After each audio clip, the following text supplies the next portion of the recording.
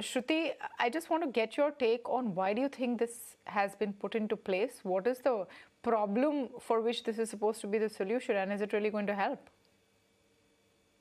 To be honest, I'm not certain why, suddenly from a 5%, this has been increased to a 20%. My guess is it's more, trying to garner more tax revenues, and at least to that extent, the government is able to get that much more cash, in form of tax and, interest free, that too. So, it's honestly, it really does not make any sense to a personally.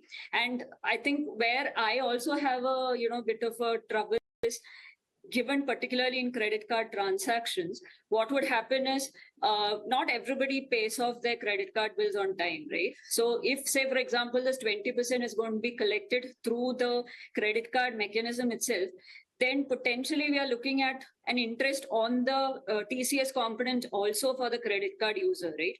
So it's not very clear how that could be tackled really, because it's going to be a nightmarish issue even for the banks or the credit card service provider to allocate it and collect the TCS from a credit card sort of a scenario, because they don't also have real cash till the credit card user actually pays out. So it's, like you said, it's going to be a very difficult situation both for the credit card user as well as for the the credit card service provider, without much clarity as to what purpose it will actually serve. If I understand correctly, and please clarify on this, Shruti, expenses that you make abroad for education and for medical expenses are exempted from this?